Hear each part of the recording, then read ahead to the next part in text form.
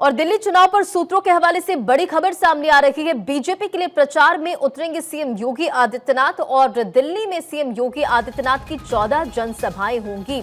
23 जनवरी से जनसभा की शुरुआत होगी। सीएम योगी आदित्यनाथ जनसभा की शुरुआत 23 जनवरी से करेंगे, जिसका जिक्र हम पहले भी कर रहे थे। और ज्यादातर मुस्लिम बाहुल्य इलाकों में सीएम योगी आदित्यनाथ की जनसभा होगी। तो सीएम योगी आदित्यनाथ की भी देखिए डिमांड, कोई भी चुनाव हो जाहिर तौर पर होती है। इससे पहले हरियाणा हो, महाराष्ट्र हो, झारखंड हो, सीएम योगी आदित्यनाथ उतरे, चुनावी प्रचार प्रसार करते नजर आए और बीजेपी प्रत्याशी के पक्ष में वोट की अपील करने के साथ साथ बटेंगे तो कटेंगे, जिस तरह से उनके तरफ से ये चुनावी नारा दिया गया, नेशन वाइड, ये नारा काफी ज्यादा फेमस हुआ। हर चुनाव में इसकी गूंज नजर आई और एक बार फिर से दिल्ली विधानसभा चुनाव के मद्देनजर ये जानकारी मिल रही है कि बीजेपी के लिए प्रचार में उतरेंगे सीएम योगी आदित्यनाथ और 14 जनसभाओं को संबोधित करने वाले। 23 जनवरी से इसकी शुरुआत होगी, यानी 23 जनवरी को सीएम योगी आदित्यनाथ कई जगहों पर जनसभा करने वाले हैं। और जाहिर तौर पर दिल्ली दौरे को लेकर अब पूरी तैयारियां भी की जा रही। बीजेपी के कार्यकर्ता भी जाहिर तौर पर उत्साहित हैं और अब ये बड़ी जानकारी, जहां 14 जनसभाओं को संबोधित करेंगे। तो दिल्ली के सियासी दंगल में सीएम योगी आदित्यनाथ की एंट्री की खबर और इसी खबर पर अधिक अपडेट के साथ हमारी पॉलिटिकल एडिटर अदिति नागर जुड़ गई हैं। अदिति, कोई भी चुनाव हो, सीएम योगी आदित्यनाथ की डिमांड काफी ज्यादा होती है और दिल्ली के दंगल में अब योगी की भी एंट्री, 14 जनसभाएं करेंगे। तौर पे देश भर में योगी आदित्यनाथ को लेकर एक एक्साइटमेंट है, चाहे फिर वो भारतीय जनता पार्टी के कार्यकर्ताओं का जिक्र कर लें या अदरवाइज अगर बात कर लें कि लोगों के अंदर भी योगी आदित्यनाथ को लेकर एक बड़ा इम्पैक्ट है। लेकिन अगर खास तौर पे आपने महाराष्ट्र चुनाव में देखा होगा, प्रधानमंत्री नरेंद्र मोदी ने कहा था कि एक हैं तो सेफ हैं। एक बहुत ही अफर्मेटिव तरीका था मैसेज देने का कि अगर साथ रहेंगे, संगठित रहेंगे तो सुरक्षित रहेंगे। लेकिन वहीं योगी आदित्यनाथ फायर ब्रांड के रूप में आजकल 2 बार के उत्तर प्रदेश के मुख्यमंत्री हैं और फायर ब्रांड की कटोगे बटोगे तो कटोगे।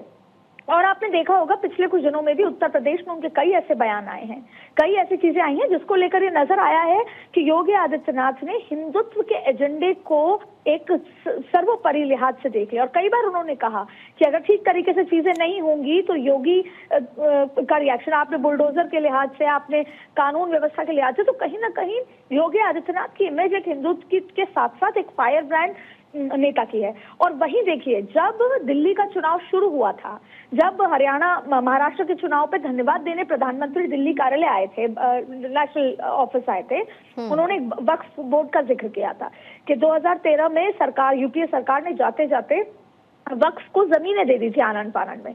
तभी समझ आ गया था कि इस बार का चुनाव भले ही किसी भी तरह से लड़ा जाए, योजनाओं पे लड़ा जाए, विकास पे लड़ा जाएगा, घर देने पे लड़ा जाएगा, झुग्गी झोपड़ियों पे लड़ा जाएगा, लेकिन सही मायने में ये चुनाव हिंदुत्व पे भी लड़ा जाएगा। वक्फ को जो बिना वजह वो जमीनें दे दी, उसके खिलाफ लड़ा जाएगा। और जाहिर तौर पर इन तमाम नैरेटिव के बीच में आप देखिए, कांग्रेस मुस्लिम वोट को काटने में लगी हुई है, अपना वोट मुस्लिम वोट वापस लेने में लगी है। वहीं आपने देखा कि कैसे एआईएमआईएम भी मुस्लिम वोट में सेंध मारी में है। फिर आपने देखा कि कैसे भारतीय जनता पार्टी की, यानी एनडीए परिवार के ही जो जिसे बोलते हैं कि एनसीपी है अजीत पवार की, अजीत दादा की, उनके 30 प्रत्याशियों में से 12 मुस्लिम समुदाय के हैं। तो कैसे पोलराइजेशन की इस राजनीति में योगी आदित्यनाथ की जो रैलियां होने वाली हैं, खास तौर पे उन इलाकों में जहां पे हिंदू बाहुल्य इलाका है, वहां एक बहुत बड़ा इम्पैक्ट भारतीय जनता पार्टी चाहती है कि ये चुनाव जातियों में ना बटके। भले ही उन्होंने झुग्गी झोपड़ियों में जाके एक एक्सटेंसिव चुनाव प्रचार की तैयारी की है, उन्होंने मकर संक्रांति के माध्यम से अलग अलग जगह जो भोज रखा, उसमें जितने भी पूर्वांचलियों हैं उनसे मुलाकात की है, उन्होंने एससी समुदाय, दलित समुदाय से एक अलग एक्सटेंसिव माइक्रो मैनेजमेंट किया है। लेकिन अदिति, कितना महत्वपूर्ण है दिल्ली के दंगल में सीएम योगी आदित्यनाथ का ये चुनावी प्रचार प्रसार? 23 जनवरी से इसकी शुरुआत करेंगे, 14 जनसभाओं को संबोधित करेंगे और जरा ये भी समझाइए कि ज्यादातर जो है वो मुस्लिम बाहुल्य इलाका है जहां पर सीएम योगी आदित्यनाथ रैली करते नजर आएंगे। बिल्कुल, क्योंकि उसी मुस्लिम बाहुल्य इलाके में बहुत सारा हिंदू भी है। अब आपको मैं इसको और डिटेल में बात बताती हूँ। पहला, महाकुंभ चल रहा है, देश भर में उसकी तस्वीरें आ रही हैं और उस महाकुंभ का एक सेंटिमेंट है जो लोगों के अंदर है। दूसरी बड़ी बात है कि जहां जहां पर भी जैसे आप फर्ज कीजिए कि किसी एक इलाके में, जैसा आपने कहा कि मुस्लिम बाहुल्य इलाके ज्यादा हैं, वहां पर एससी वोट बैंक भी उतना है।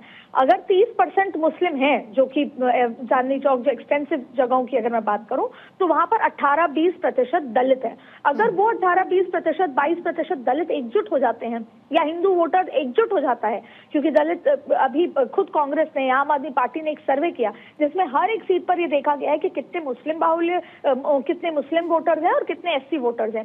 वैसे ही अगर उन इलाकों में जो हिंदू हैं वो अगर एकजुट हो जाता है तो वहां का गेम ही चेंज हो जाएगा, वहां का गेम ही एकदम बदल जाएगा। और वैसे भी मुस्लिम इस चुनाव में आप देखिए, इस दिल्ली के चुनाव में मुस्लिम वोट बैंक को साधने के लिए खुद एनसीपी उतरी है।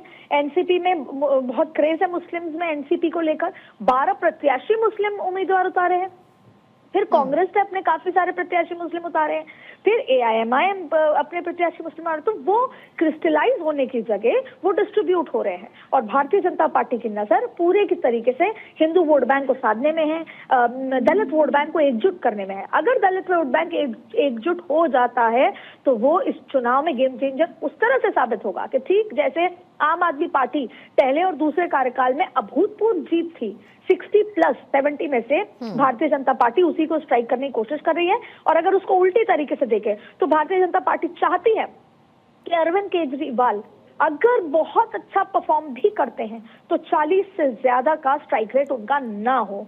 तो ऐसे में भारतीय जनता पार्टी की स्ट्रैटेजी और योगी आदित्यनाथ का ये चुनाव प्रचार अपने आप में हिंदू वोट बैंक को एकजुट करना, एससी वोट बैंक को एकजुट करना, और फिर महाकुंभ की बात, फिर इस तरह का नारा बटोगे तो कटोगे, जैसे आपने देखा प्रधानमंत्री नरेंद्र मोदी ने भी कई ऐसी बातें कही हैं। तो जहां पर विकास होगा, योजनाएं होंगी, मुफ्त की योजनाएं होंगी, योगी आदित्यनाथ, नरेंद्र मोदी, अमित शाह का चेहरा होगा, लॉ एंड ऑर्डर का जिक्र होगा, दिल्ली एज कैपिटल उसको कैसे ग्रो, डबल इंजन की बात होगी, तो जाहिर तौर पे हर मोर्चे पर भारतीय जनता पार्टी ने आम आदमी पार्टी को घेर लिया है। और ऐसे में योगी आदित्यनाथ का चुनाव प्रचार अपने आप में इसमें फेदर इन द कैप की तरह साबित होने वाला है, ठीक वैसे ही जैसे महाराष्ट्र में साबित हुआ था।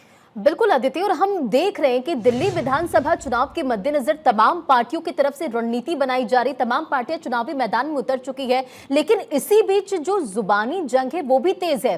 अगर इसके इतर हम बात करें कि आखिर क्या वो मुद्दे हो सकते हैं जो जनसभाएं जब संबोधित करेंगे बीजेपी के वो तमाम बड़े चेहरे या सीएम योगी आदित्यनाथ, तो उसका जिक्र करते नजर आने वाले हैं।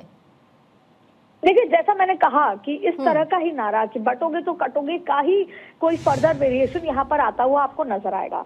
योगी आदित्यनाथ खुलकर ये बात करेंगे कि कैसे वक्फ की जमीन, क्योंकि आप देखिए बजट सत्र में वक्फ पे जेपीसी बनाई गई थी। जेपीसी को पिछले बार के सत्र में जो विंटर सेशन था उसमें एक्सटेंशन दिया गया था बजट सत्र तक। अब इस बजट सत्र में जब 1 फरवरी को बजट पेश किया जाएगा, बजट पे चर्चा होगी, उस बीच में कोशिश की जाएगी कि वक्फ बिल को लेकर आया जाए। और उसका भी उद्देश्य यही मैसेज देना है कि ना सिर्फ दिल्ली में, उत्तर प्रदेश में, देश भर में अक्सर ये बात कही जाती है कि रक्षा, डिफेंस और ये कुछ ऐसी जगह सेक्टर है जहां पर देश की सबसे ज्यादा जमीनों के बाद तीसरे नंबर पर वक्फ को जमीनें दे रखी हैं।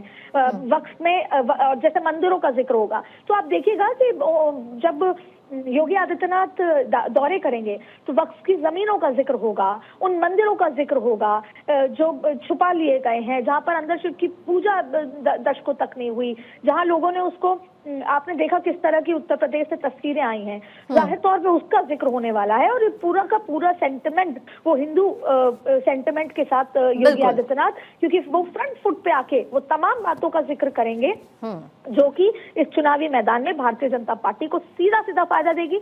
वो बात करेंगे, वहां जितने भी हिंदू वोटर्स हैं उनसे सीधा संवाद करेंगे, उनको ये बताने की कोशिश करेंगे कि जब तक भारतीय जनता पार्टी है आप सुरक्षित हैं। वो बांग्लादेश का भी जिक्र हो सकता है, वो तमाम ऐसे राज्यों का जिक्र हो सकता है बिल्कुल कई ऐसे मुद्दे जिसका जिक्र हो सकता है। अब इंतजार करना होगा जब प्रचार प्रसार होता है तो किन मुद्दों को उठाया जाता है। बहुत बहुत शुक्रिया अदिति इन तमाम जानकारियों के लिए।